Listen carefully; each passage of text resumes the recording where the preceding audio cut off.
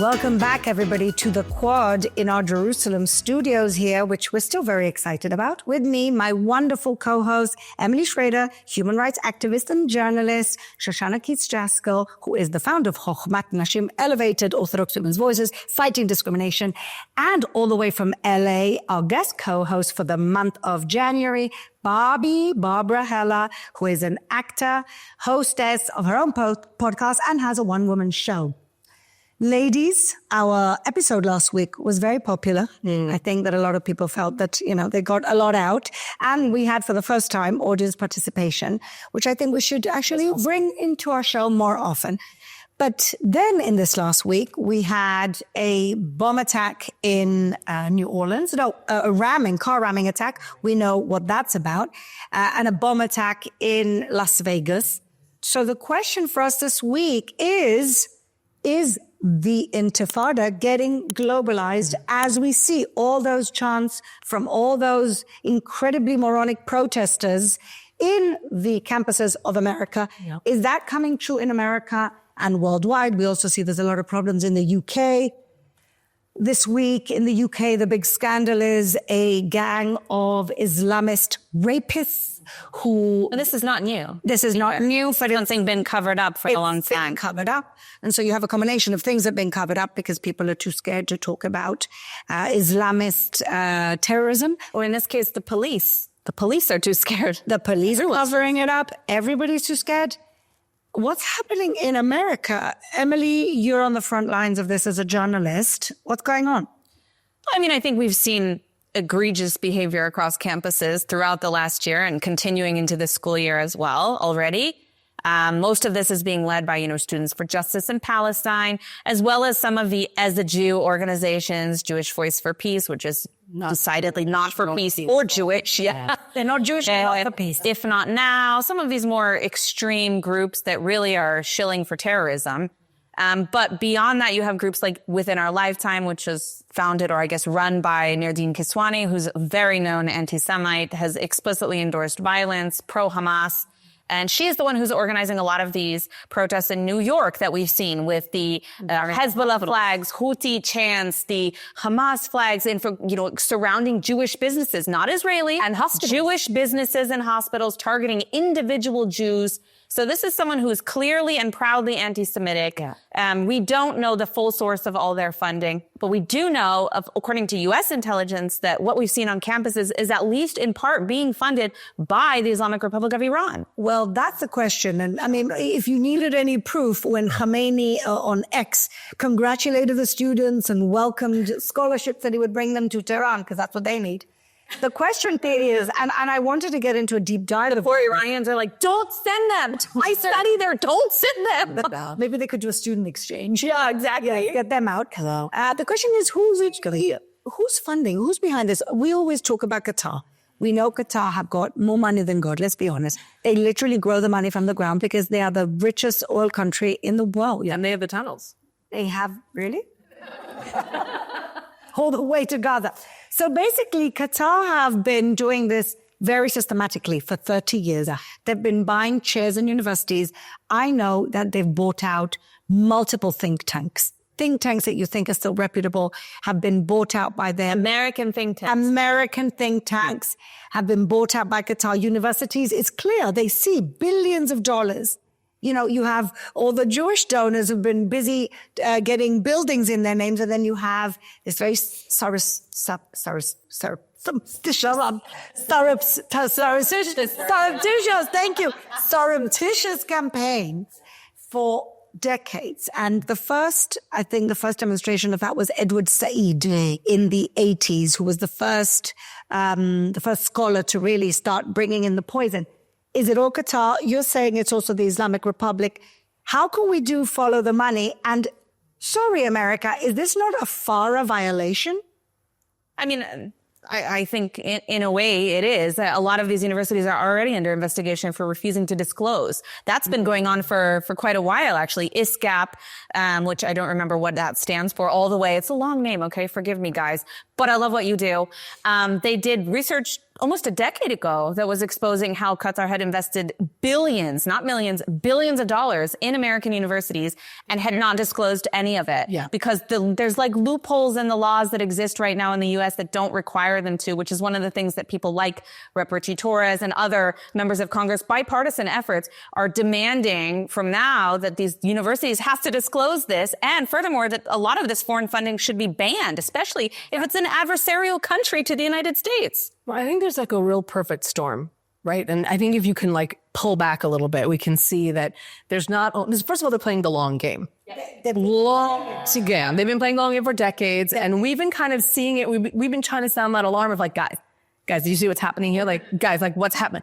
So you have the money, you have the wokeness where it is worse to be racist than a rapist, obviously, because you are protecting gangs of, they call them Asian, which is weird to my ears, but okay, they call them Asian, talking about written now, rapists. This whole gangs is what we started to talk about. Why? And I'm going to connect it in a second. Oh, Americans call them Asian, yes. No, the Brits call them Asians. They call them Asians. They don't call them Muslims. They don't call them Middle Easterns. They call them Asians.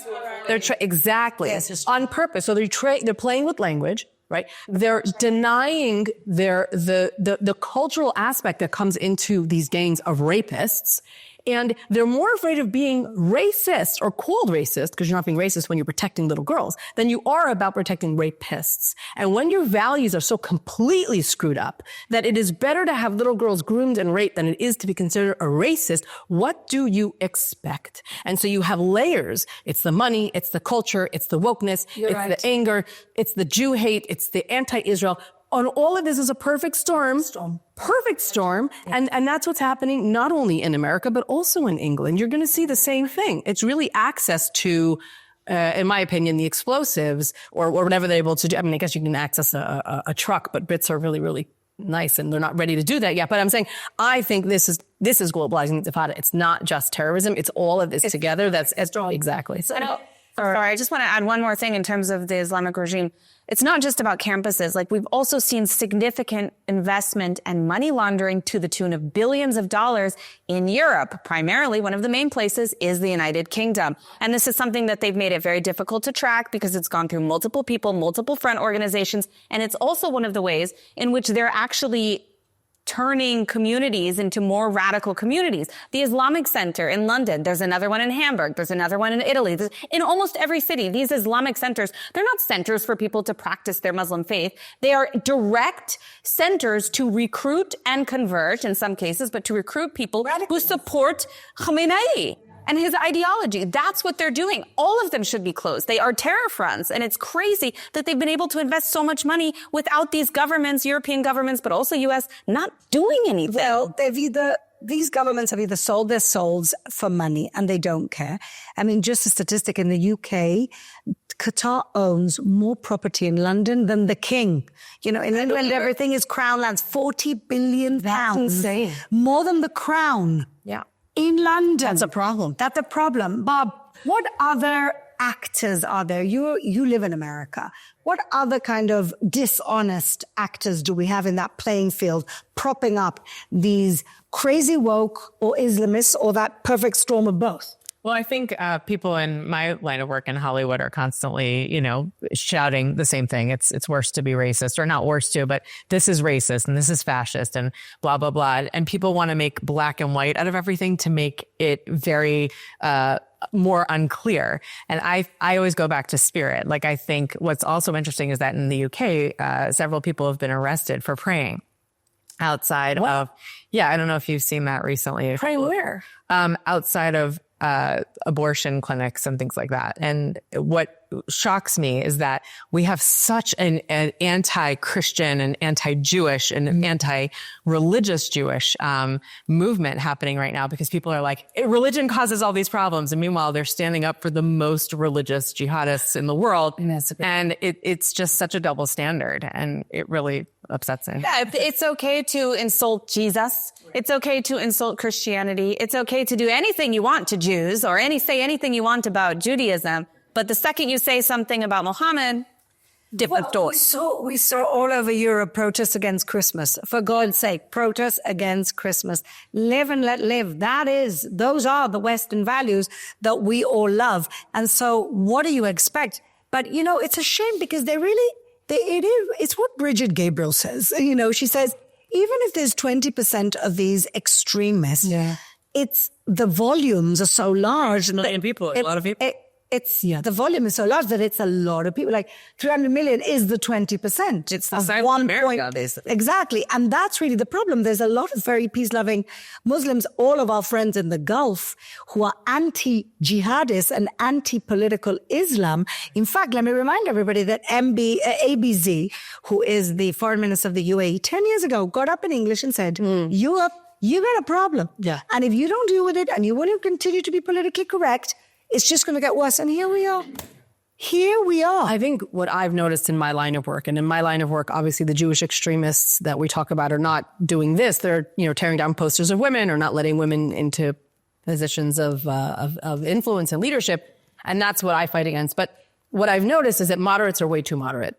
Okay. Yeah. And we cannot be moderate in our stance against extremism because we will lose. Good point. Even if the extremists are 10% and we're 90%, if we're quiet and edel, which means gentle and quiet, we will lose. And we are going to lose. And we are losing. And we, the moderates who want to see a healthy community, society, have to speak up much, much louder. We must push back. We have to be in the streets. You know, we must defend the community, society that we want. Otherwise, we are going to lose it. Well, I think that's probably part of the problem, that these Islamists know exactly what they want. They know exactly what they want. Wake them up in the middle of the night and they'll tell you what they want. And clear goals. And we are nuanced because we are diverse. We want to give them, and we're pluralistic. And that's the way that we are. Words in their mouth. And it's such a disservice to the 80%, 75 to 80% of Muslims in the world who really just want peace, hopefully. And, you know, even if they're silent and they're saying, oh, that's not really the end result of, you know, the third jihad or the third whatever, like coming of, you know, making peace in the whole world. I so wish that every time we got a piece of news or someone was screaming in the middle of New York City and was leading a charge of many people or speaking to thousands or millions of people on air, they would have like their credit score of what their actual beliefs were, what their actual goals were, because we're getting to a point now where, you know, we talk about this in the Torah, that this is, or Kabbalah, that this is the world of making clarity out of what's actually happening in the world. It's very hard to see. We put words in their mouth. We have college students who are getting paid. We don't know who, but I keep seeing these ads. People will send me screenshots of ads in Craigslist and things like that in America where, $10 an hour plus free lunch. We'll pick you up. It happened in Pico Robertson, where I'm from in LA. Yeah. There, people were picked up on a bus and mysteriously left at 4 p.m., even though there was like basically a pagua, like a really scary thing happened. People were injured. No one got killed, thank God. But there were people that were seriously injured. Hundreds of people were scared to death. And they have masks on and they're saying things.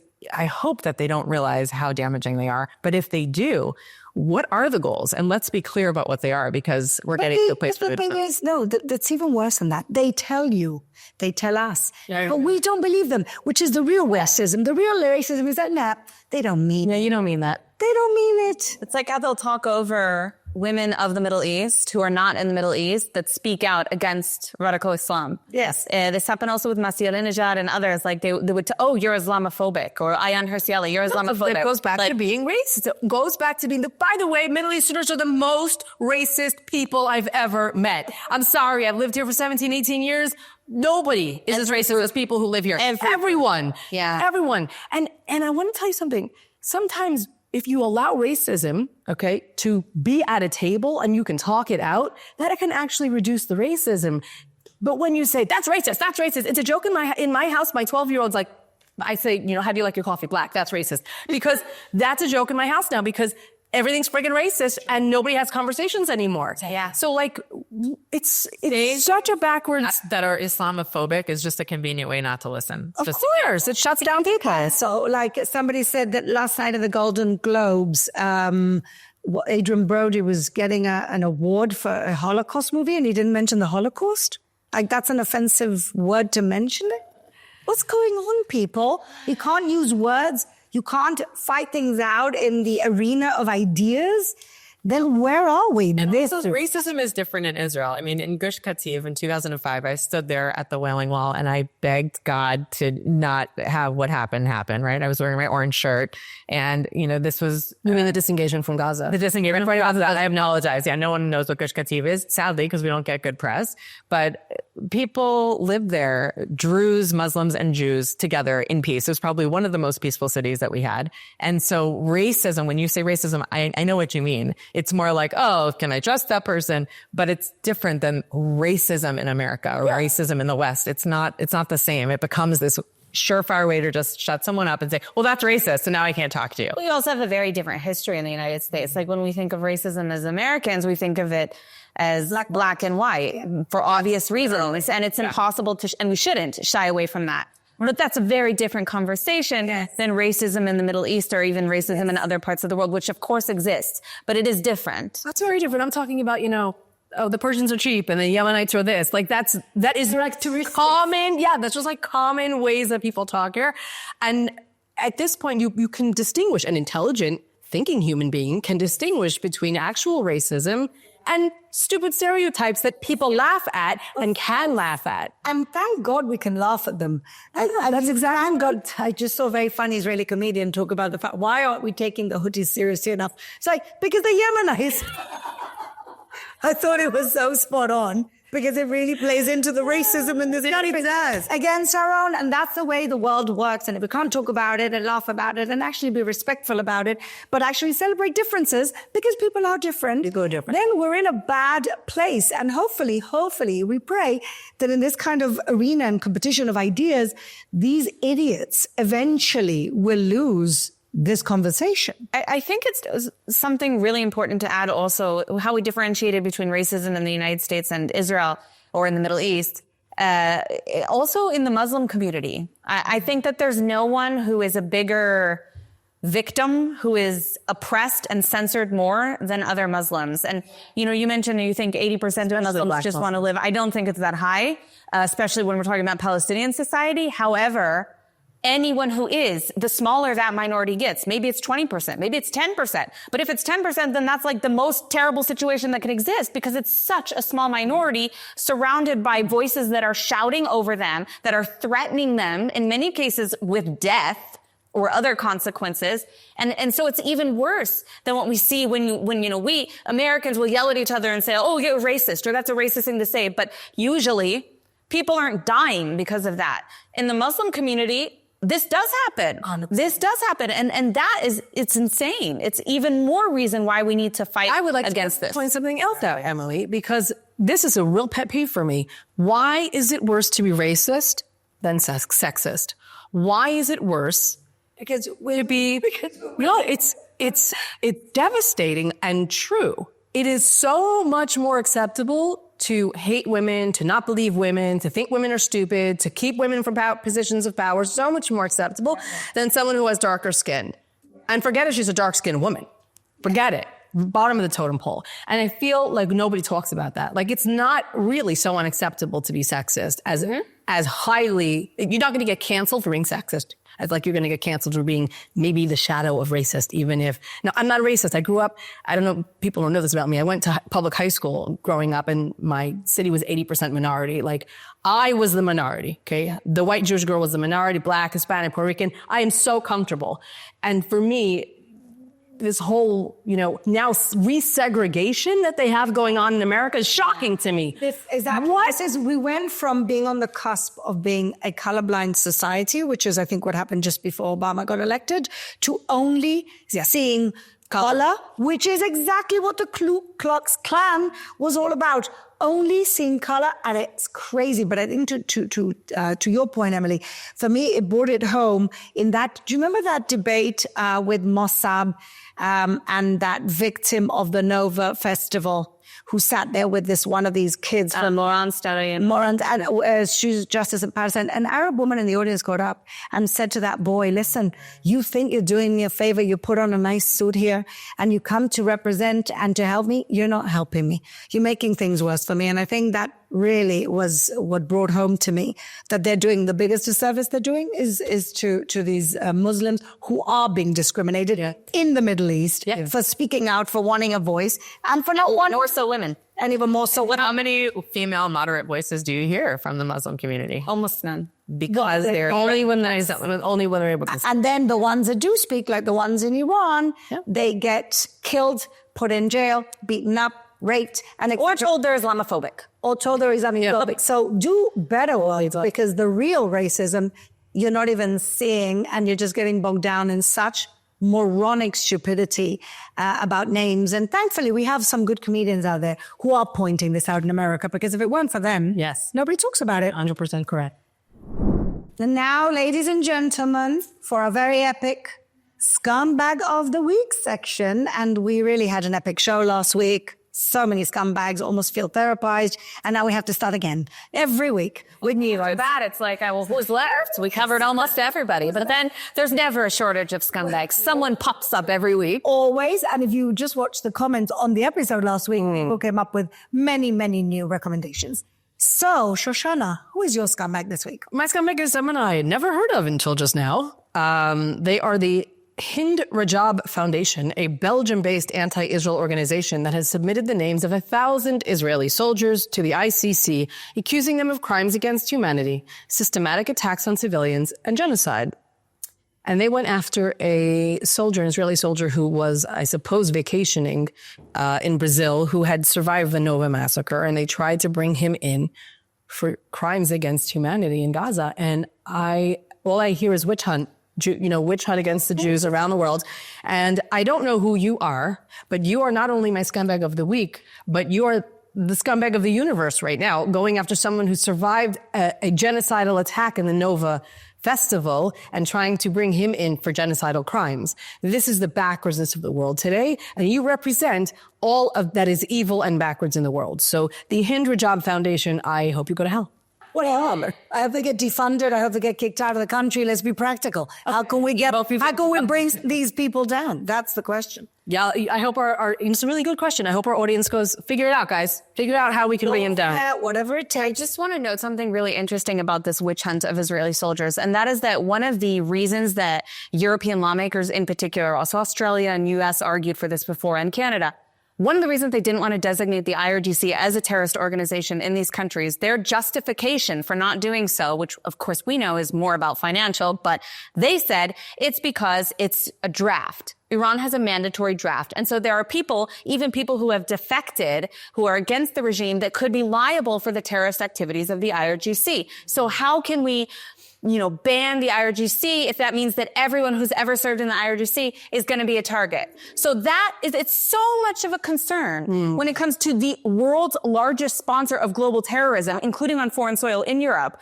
But when it comes to the most oppressed minority in the history of mankind, the Jewish people, no.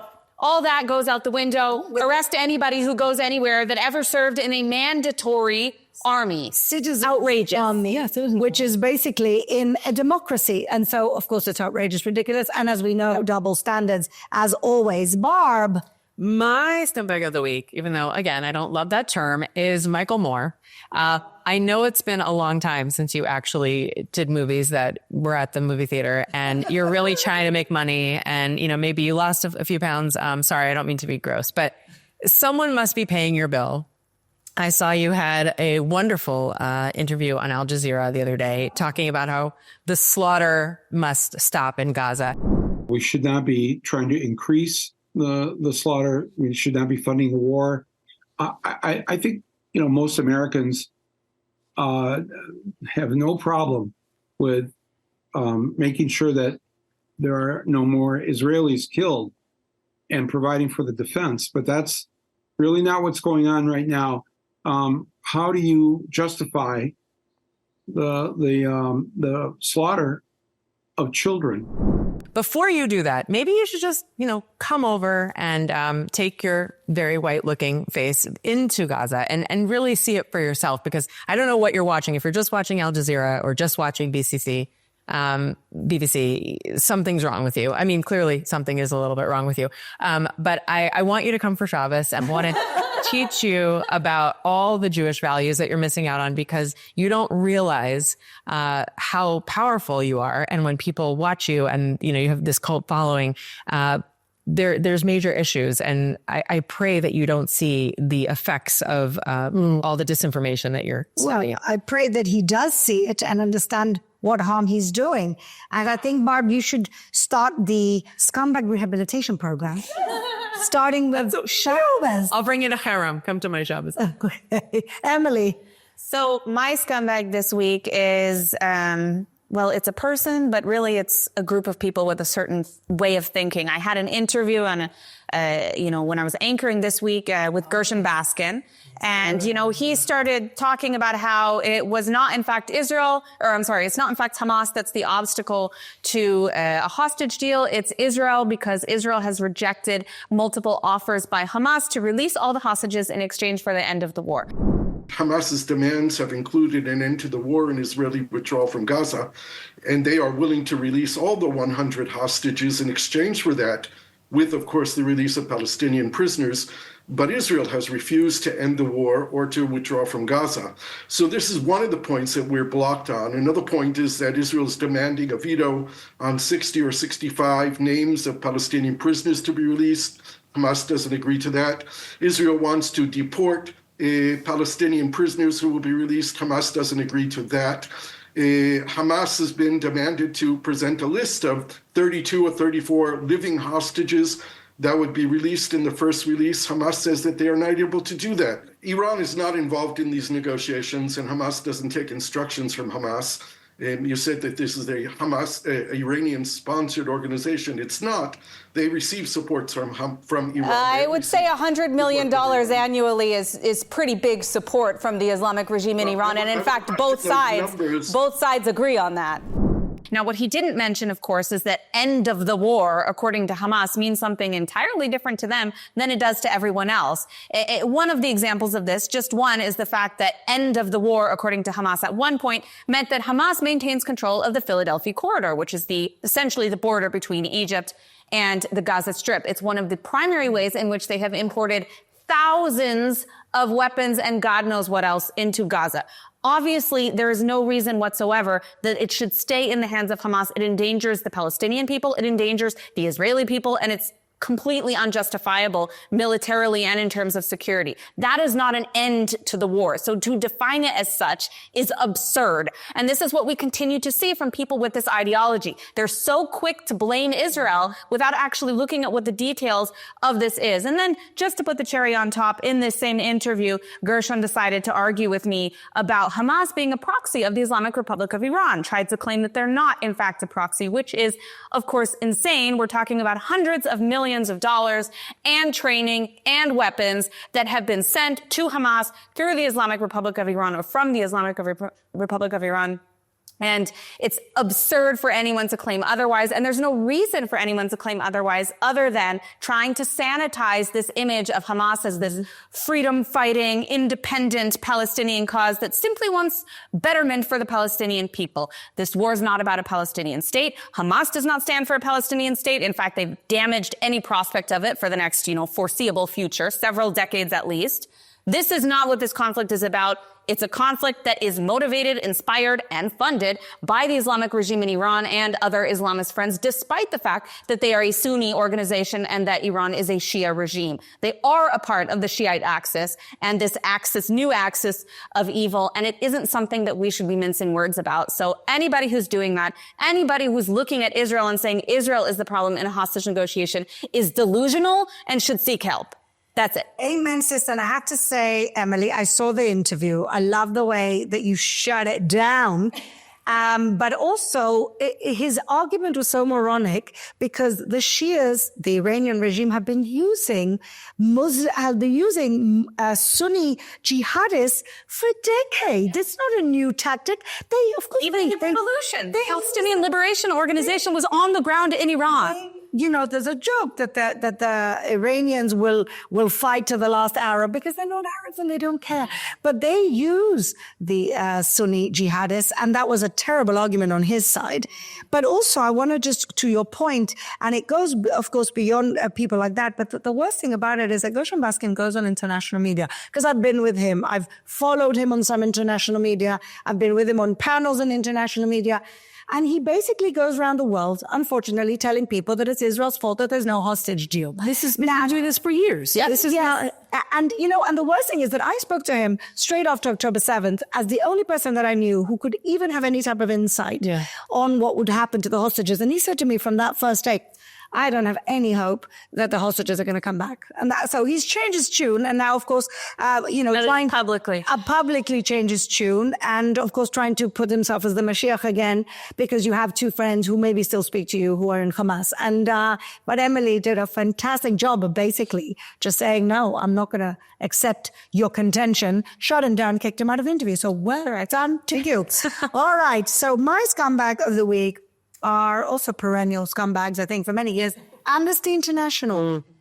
This organization, which purports to care about human rights, is definitely, I would say 90% of their work is just focused on Israel, on Israel's enemies, propping them up, and basically painting us as the people who are perpetrating human rights, which, of course, as we know, is a complete distortion of reality. They do this again and again. They just came out with another report, terrible memes that are just poisoning people's minds, coming up with false data.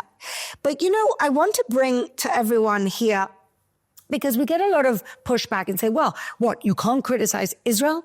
And it's not anti-Semitism. We get this in our comments all the time from all of us here. We get this in our comments all the time. Why can't you criticize Israel?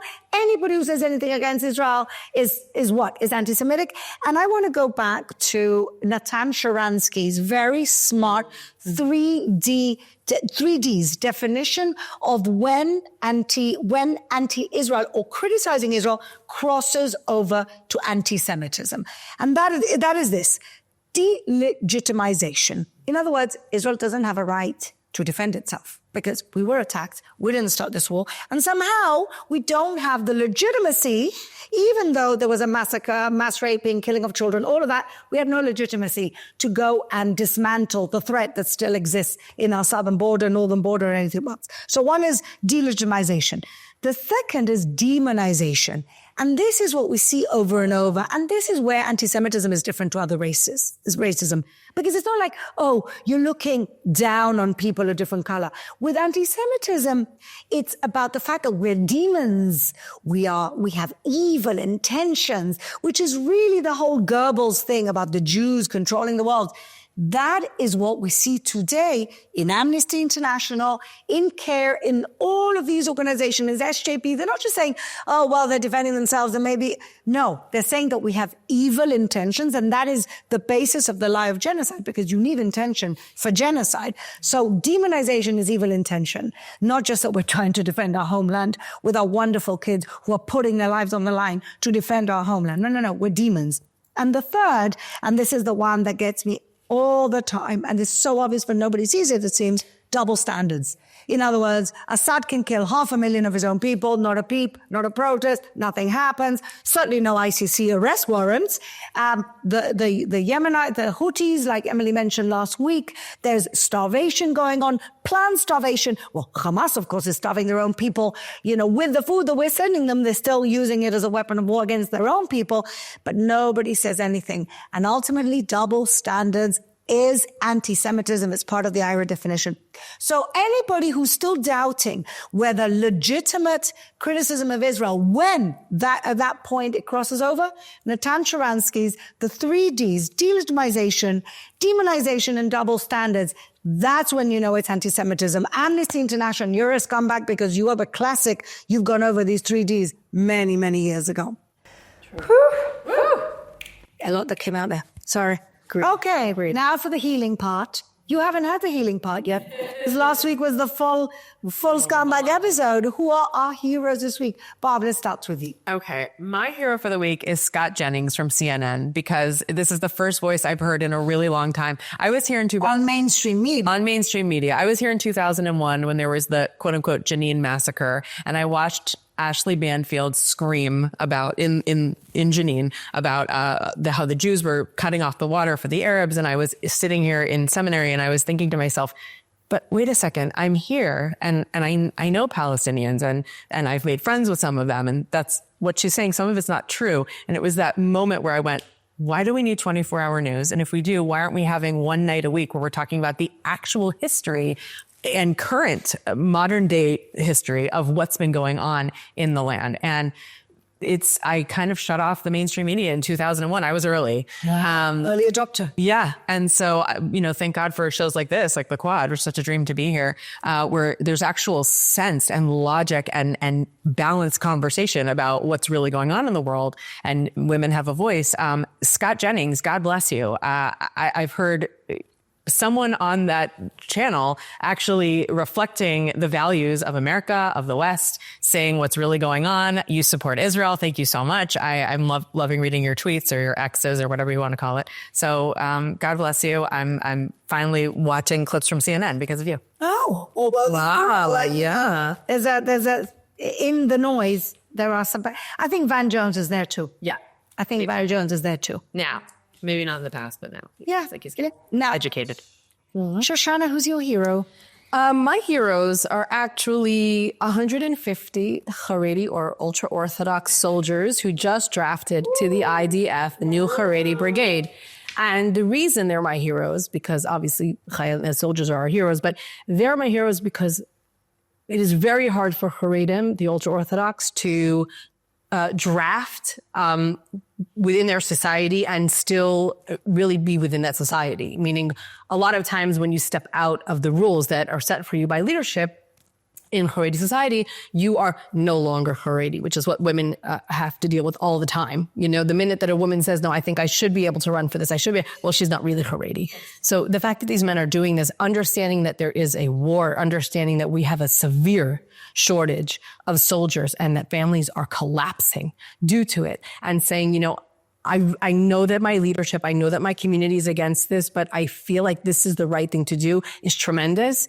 And I hope that the 150 grows to 15,000 to 50,000, because we need you. You're part of the society. You're part of Am Yisrael, and we need you on the front lines and next to us and not fighting us, God forbid. I don't want to see that anymore. I would love to see us together, both in the army and without. So thank you for being my heroes this week. And they're extra heroes because many of them end up becoming lone soldiers because their parents won't have them back. And so many of them go against their families and they don't have their mom, doing their laundry and giving them packed food to take. There are younger soldiers and 100 older Haredi men who have joined in Miluim. That's really nice. Which is a really big deal. It's a huge deal. Whatever, right, whatever. Whether if you need a cook, if you need a driver, you need a whatever, I'm serving even if I'm not 18, I'm not 22. And I think that's an amazing role model position for a Haredi man to take. So Ken Yerbu, as we say.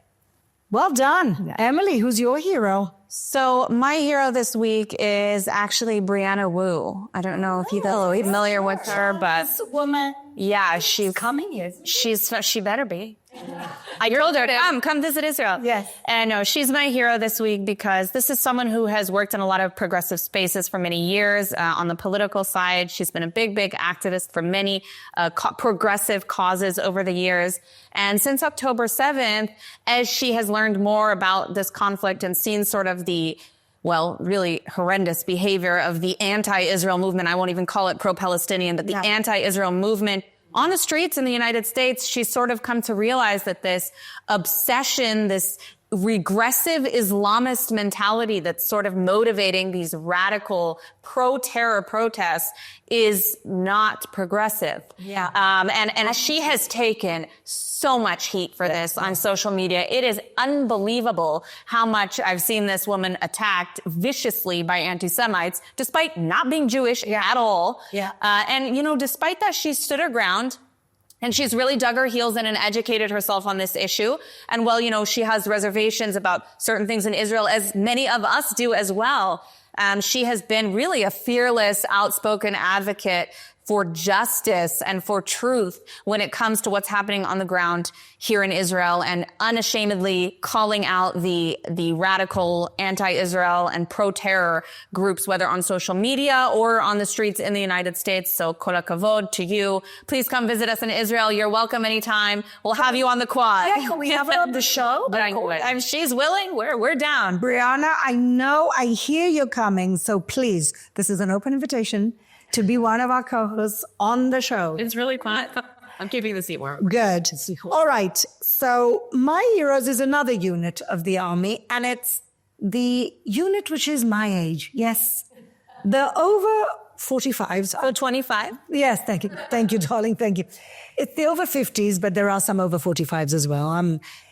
Some of them are family friends of mine, people who have grandchildren in some cases. Wow.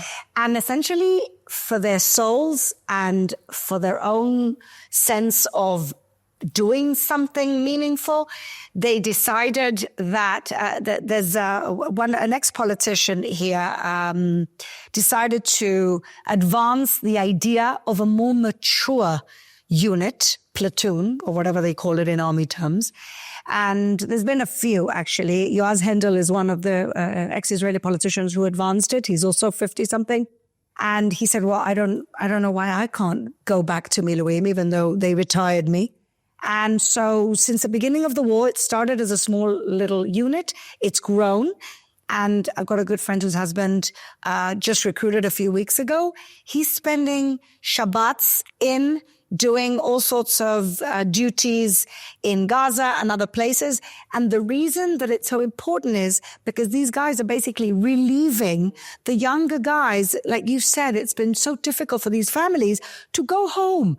There have been hundreds of days. They've got little children they haven't seen. Some fathers have shown up for the birth and then they haven't seen their baby for months on end. And what this unit is doing is these are older guys. They're all successful, high-tech fund managers, bankers, and they're putting everything aside. They're leaving their wives and children at home too, who are a little older, to go and serve their country, relieve these guys so that they could go home for a little bit to see their families. And so just like your Haredim are your heroes of the week, these older guys, my age, yes, we're in that category, are my heroes of the week because they didn't have to do any of it and they're running to serve their country. They're really stepping up. And those are the best.